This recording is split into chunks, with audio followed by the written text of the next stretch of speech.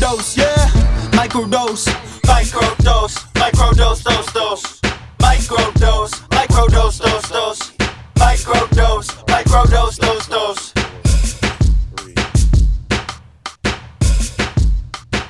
What's good, y'all? Kush Hayes here, coming to you with the newest edition of Microdose. Technical difficulties not keeping us down, always moving forward, inch by inch, millimeter by millimeter. You grab those inches, Mike Fish. You just heard that my guest is Waffle Box's very own Mike Fish. Mike Fish.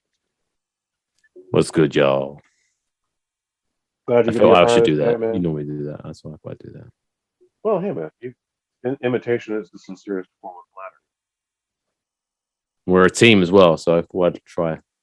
Pretty good team, too. I feel good about it.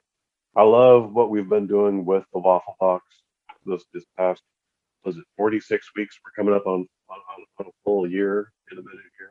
I think Yeah, so this past Wednesday would have been episode 46. I think we've only missed two recordings, and guess what? You happen to be out of the country. That's gonna happen. So I'm really proud of our work, dude. I feel like there'll be a time where we could even do this every day. That depends on a very nice, hefty set of sponsors, but baby One steps. day.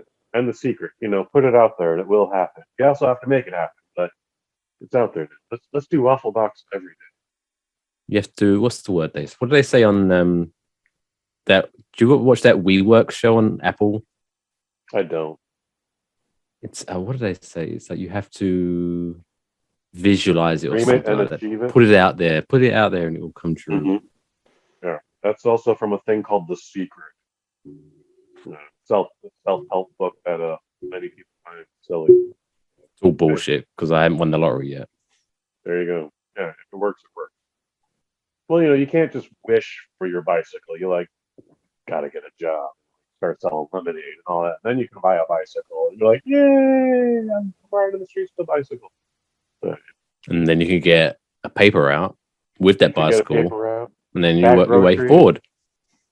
If you're on the East Coast and it's the wintertime, it's not shovel out driveways. Like, you gotta put in the energy to get it. That's what the secret's all about. At least that's what I have been. It's a full-time gig as well. Good couple of months, that is. Get your muscles going. Mike Fish, what made you want to create a project like the Waffle Box? It was just one of those, it sounds hippy-dippy, cheesy, but it was just an avenue to express my creativity, I guess.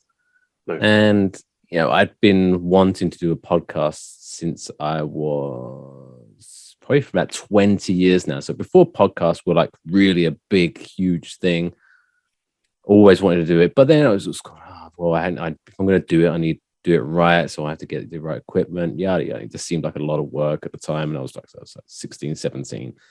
So I flaked out of it. And then one day, this whole virus thing came around.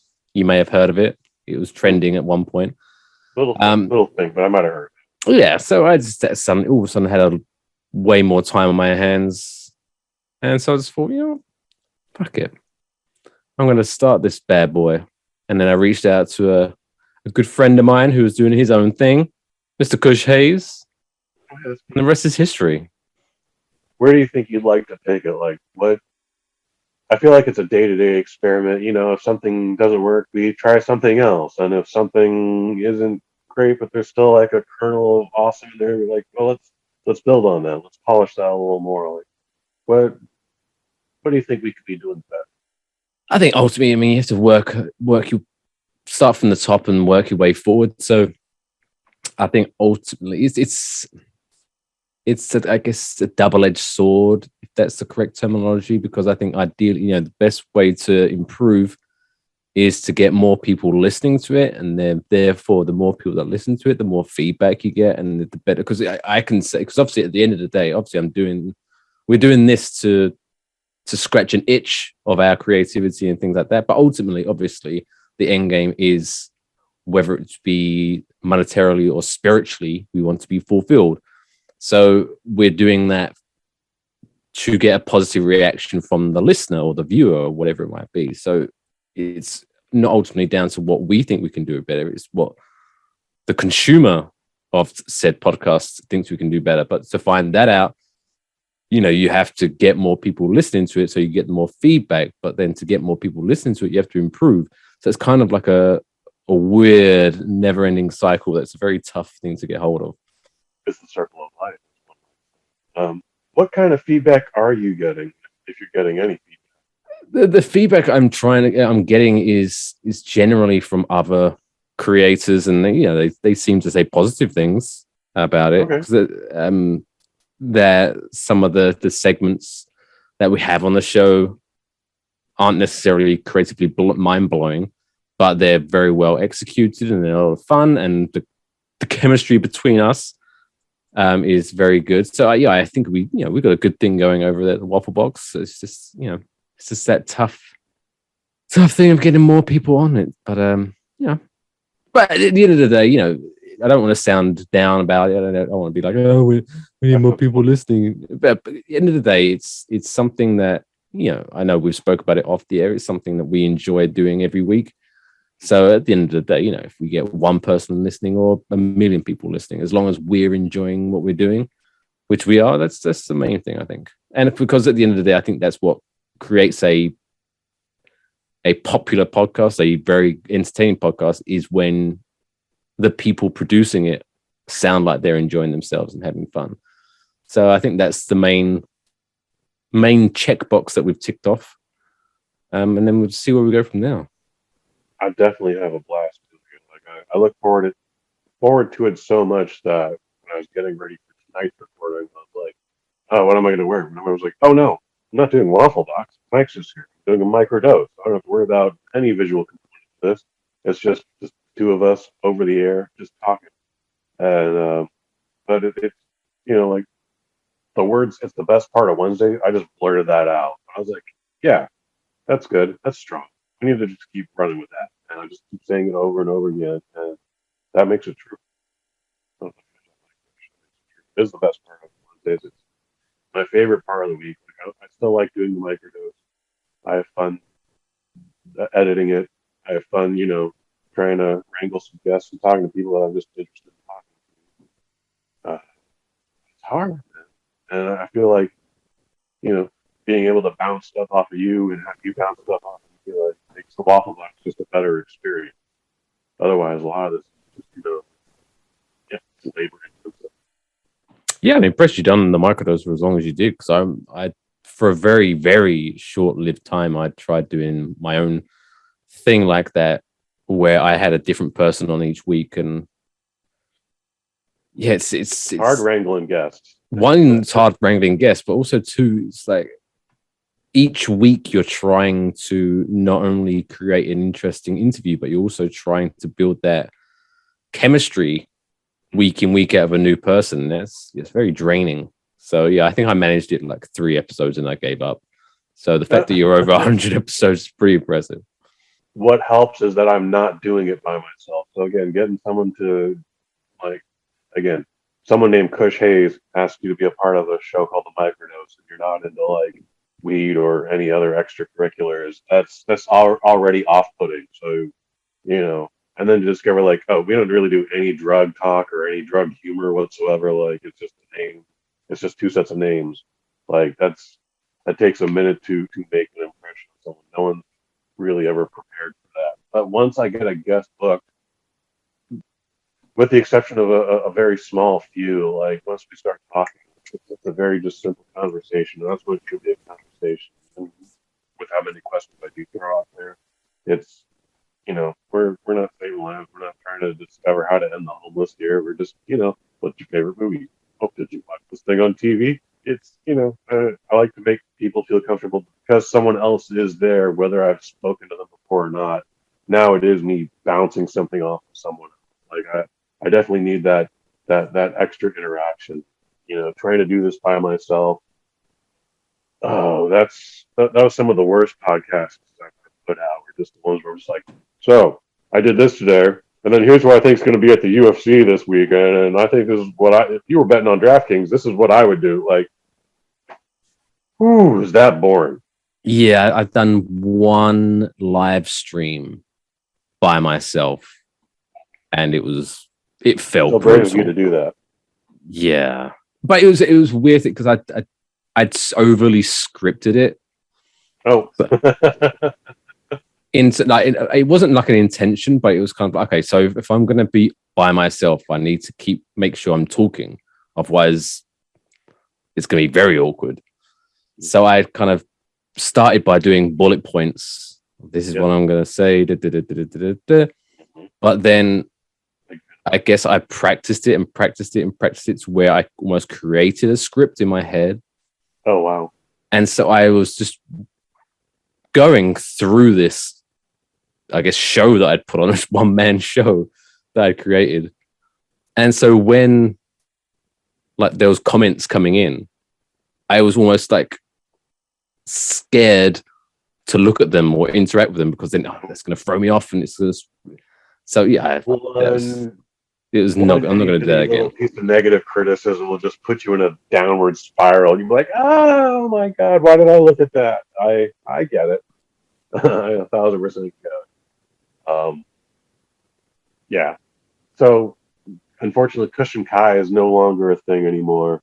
But when it was, the sweetest and the silliest bit of feedback came in the same sentence, and it was when a person asked me like, "So, how much do you and Kai rehearse the show before you record it?" I was like, "No rehearsals. We just watch the movie on our own time, and then we talk about it like two people." And I thought that was maybe the sweetest and silliest thing. I can't imagine just rehearsing that show over and over again. It takes time that neither of us have. He's a much like you, Mike. He's got a family, wife and child. There's a day job. Like there's so many extra components before you can even think about getting to want to do anything for the podcast. Like rehearsal time's not even a thing that I would have thought possible, let alone just not real. Yeah, and plus you don't. If you over rehearse it, then the instant reaction isn't going to be there. It's just going to seem. But some of my favorite parts is when, like for me personally, is during the Waffle Box. Is whenever if I say something, I catch you off guard, and I get that natural reaction from you, which is always good. But then, if we rehearse that, then it would be awkward because then I'd tell you the same joke for the fifth time, then you'd have to do the that awkward laughter. It'd be horrible. It would definitely not come off natural. I promise you that. I had fun doing the movie commentary. Have we got any feedback off of that? We did a commentary of Adam Sandler's The Longest Yard, and again, that was a lot of fun. Has there been any football season's over? I guess, and even the XFL. Well, the USFL's just kicked off. Oh, what's that about? Have you been following that at all? I watched the couple of games that were on Sunday just for like, Sunday football, sweet. But as far as I'm aware, it used to be a thing until it went out of business because I think it was just poorly run. And the fun fact that I actually found out the original USFL, I think it was the team, the New Jersey Generals, was, I believe, owned by Donald Trump. Okay. And when they went out of business, Donald Trump apparently sued the NFL because he's saying that they had like a monopoly or something like that. That's Donald. And then apparently the NFL basically settled out of court or something like that, and they had to, their fee was $1. So Donald Trump won $1 in court from the NFL. Wow. Oh, yeah. That's some gangster shit, dude. Like the only other case I know for like someone of, a major name spent, tens of thousands of dollars on a case only to win a sum judgment of $1 was Taylor Swift. Did you hear about that? I did not. Some disc jockey, I want to say like in the Midwest, maybe in the Southwest, like Texas. I forget where, to be honest. But during a photo opportunity after a radio interview, some disc jockey put his hand on Taylor Swift's ass and just played it off like, "My bad." That this is apparently like a thing he does with a lot of female musicians. Anyways, she took his ass to court for the sum judgment of $1 with an army of lawyers, and just to get him on the record, like, yeah, I grabbed her ass. Oops. I'm And now that is sorry. forever on his record. Scumbag. Damn it. She is not. She's a gangster. She's not one to be friendly. But yeah, I don't know anything about it. USFL. I think I don't know what their plans are in the future, but I guess to save money, they're doing all the games at the same stadium. Okay. And yeah, why not? Sunday's game, well, it looks like it was attended by around about 35 people. Oh. It was a very vast, empty stadium for the whole Is game. it like Arena League where, the field is only like 50 yards? No. It's a full size. Basically, it's an NFL game, and it was empty. It was pretty awkward, but it was really cool. Innovate. Like, I think it has for TV audiences because a lot of the players are mic'd up, but the referees are mic'd up, and so when they do, when they review things, you can hear the people talking to each other. It's pretty interesting. I'll continue to give it a watch, but I mean, obviously, at the end of the day, it doesn't matter to me how many people in the stadiums, but it does create a weird atmosphere. Dude, how long have you been in the United States now?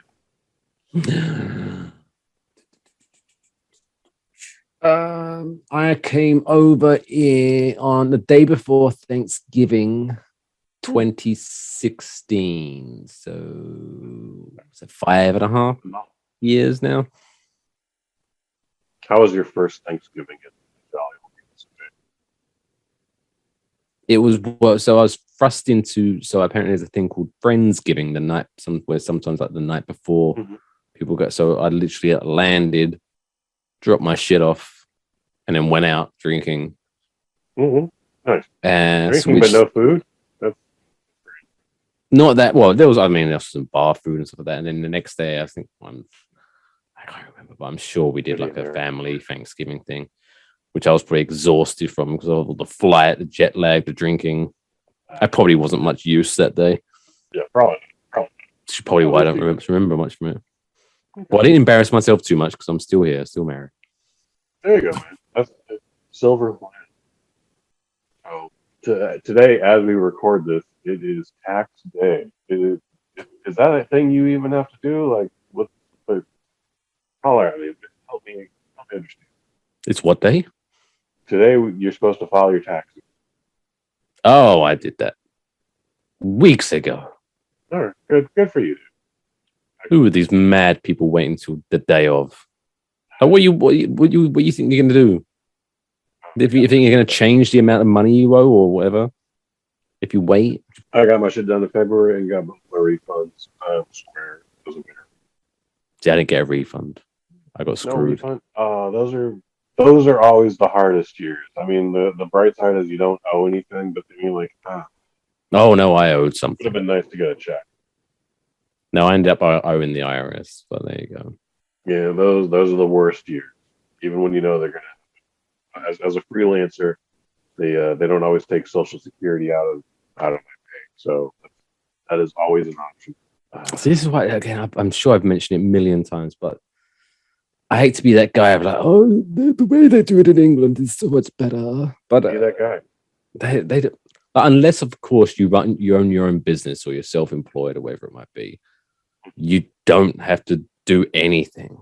So I would just, because I worked for a company, wouldn't do anything, and then maybe if I get lucky in the middle of April, I will just receive a letter in the post by saying, oh, by the way, sorry, we took too much money. Here's a check. You wouldn't have to do anything. It was amazing. I mean, you're saying they take it out of your check for you. Yeah. There's a more, I guess, more centralized, because I guess the problem over here is we're living in the UK, it's basically everyone's singing up the same song sheet. Whereas over here, you have, obviously you have federal, but then you have, California doing their own thing, New York doing their own thing, New Jersey doing their own thing. And then, especially when, I would live in New Jersey and work in New York, that'd be a whole thing. Right. It's, so I would have to file taxes in New Jersey, taxes in New York, and federal. Horrible.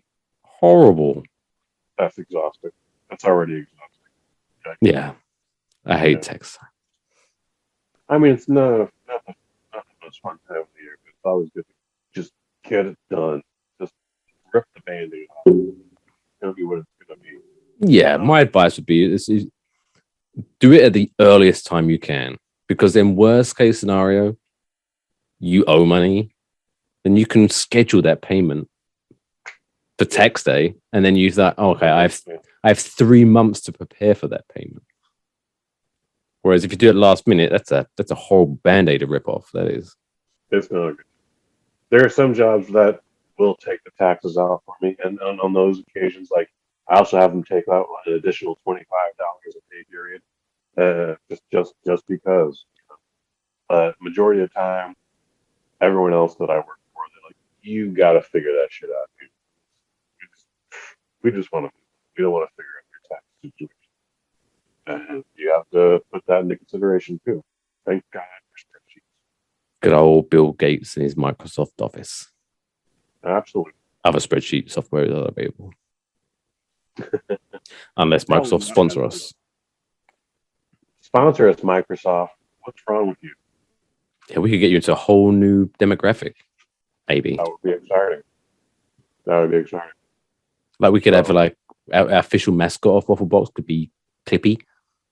It'd be amazing. We are, I think, 2 weeks away from the newest Doctor Strange. Are you excited for anything this summer, the Doctor Strange?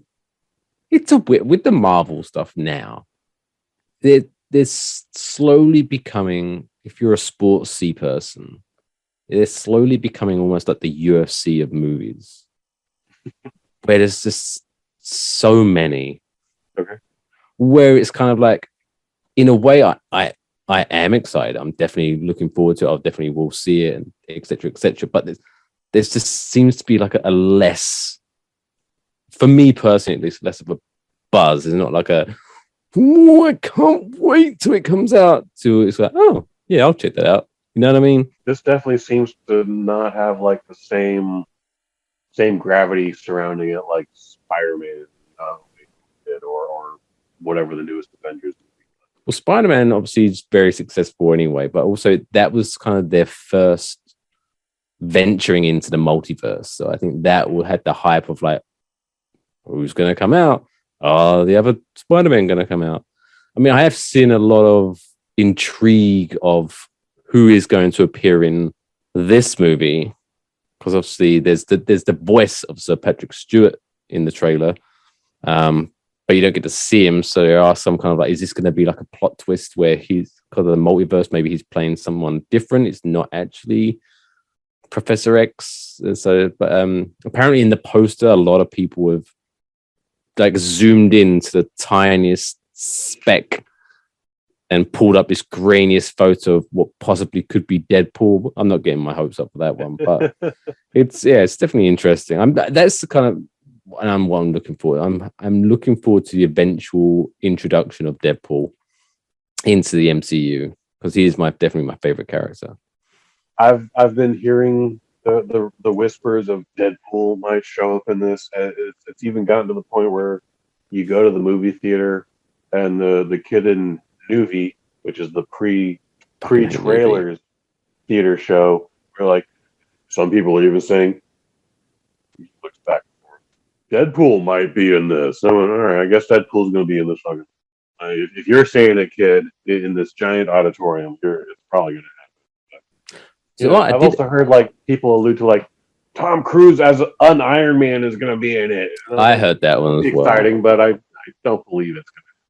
But no, I heard, again, I don't have many big sources, but I heard that it was at least the idea was pitched But as far as people, it's not going to happen.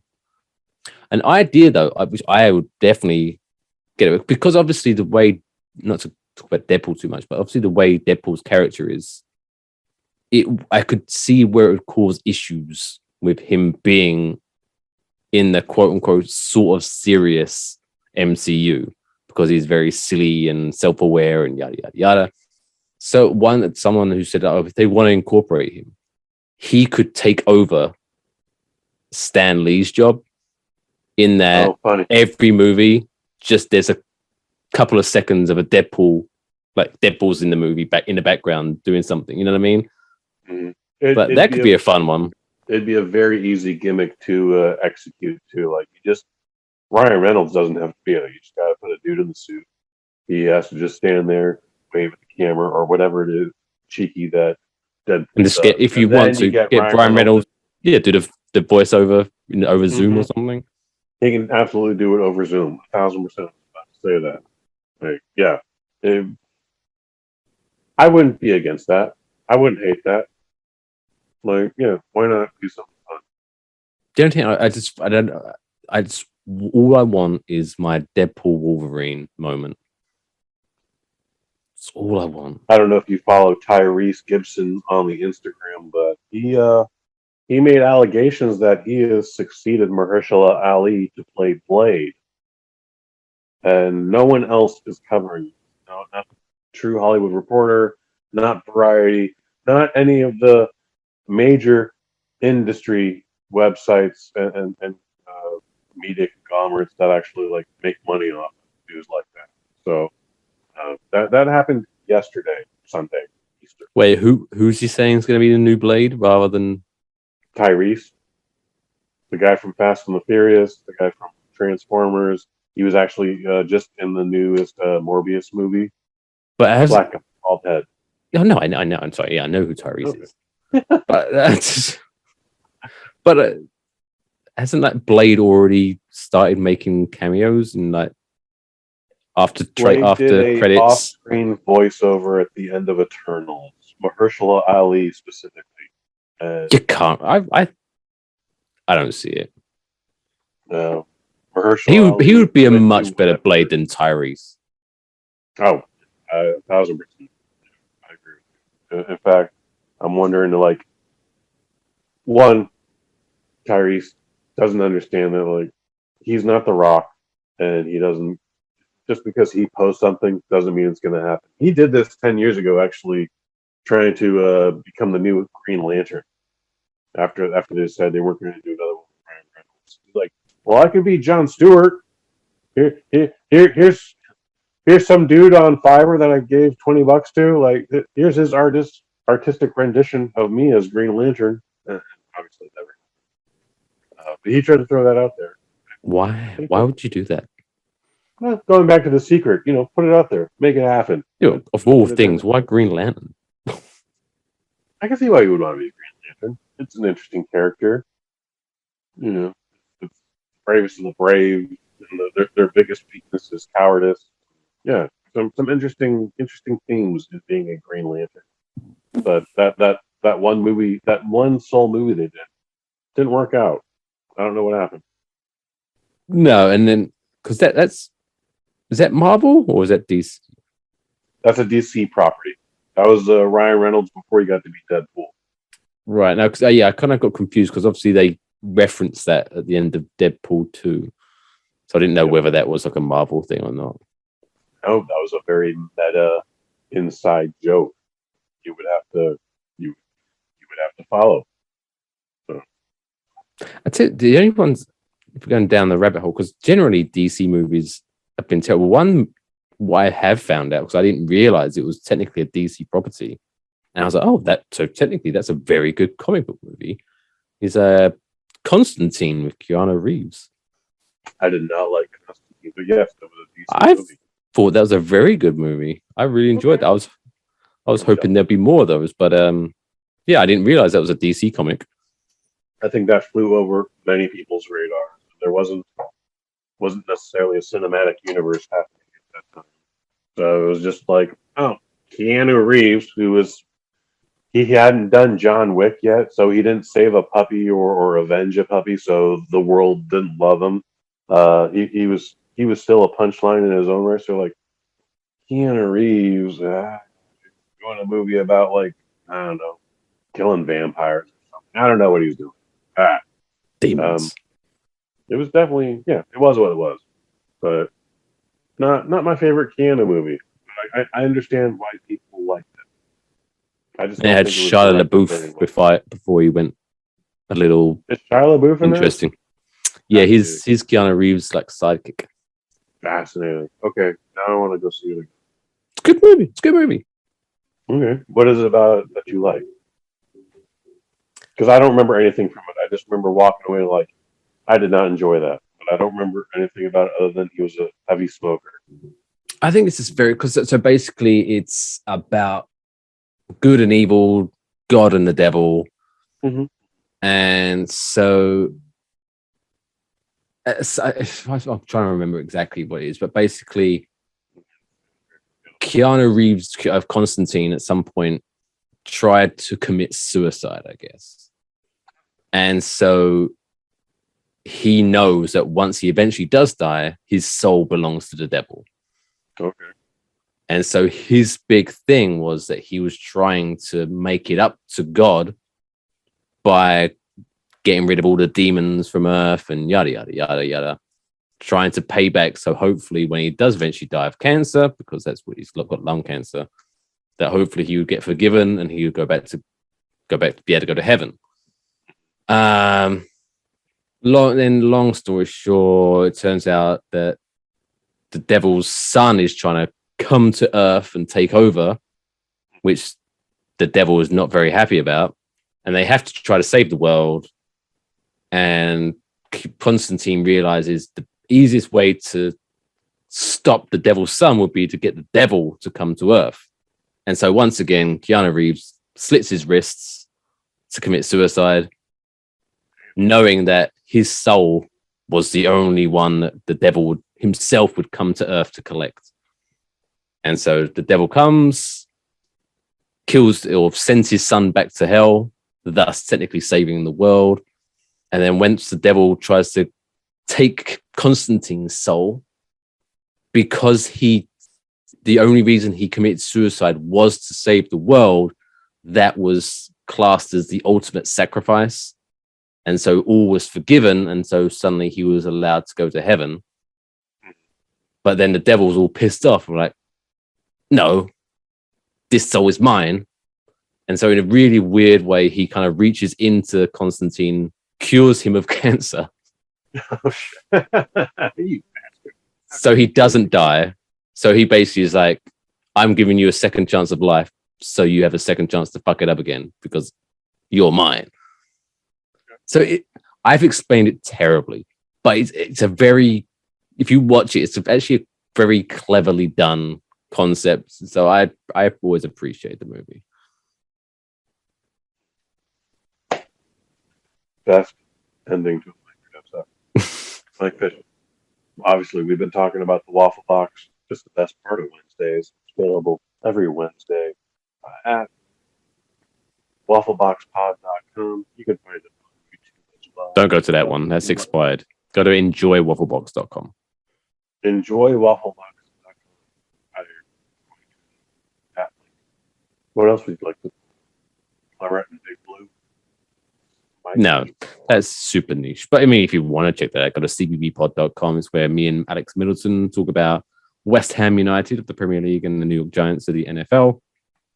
I guess it's going to be heating up soon. Draft season. Draft's coming up in about a week's time or so. So that'll be finally heating up. We haven't had much to talk about the Giants, but there you go. So yeah, check that out at cbbpod on Twitter and Instagram at cbbpod.com. For all the links. But yeah, go to enjoy Waffle Box at Waffle Box Pod on Twitter, Instagram. Follow me at Mr. Mike Fish. That's Mr. Mike Fish on the Twits and the Instas to see my pretty face. I do a bunch of stuff around here. Obviously, we've been talking about Waffle Box all night long. This is the best part of Wednesdays. But this Tuesday, 4 days from now, Oh, you're no. going to see the season finale of the Kick-Ass Movie Podcast, Season 2, where me and the director of Pact of Vengeance, Master Len Kabazinski, we're going to talk about his favorite martial arts film, starring David Carradine. It's called Circle of Iron. It's actually really one of our best episodes ever. I'm going to check that out. It will live in infamy as long as I am around and everyone else is around. Otherwise, next week, we're going to talk with Madeline Costner. DVD box set herself returns, and we're going to be talking about not only what happened at the unnamed footage festival from last month, but what you can expect from the virtual festival coming up in May. More detail as they come. Otherwise, for Mike Fish, I've been Kush Hayes. You've been you.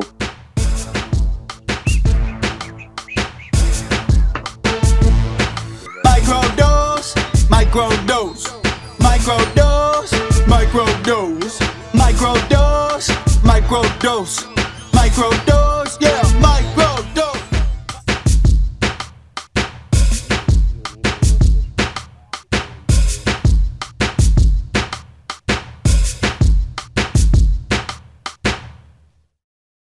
From the BosNet family. Fuck it.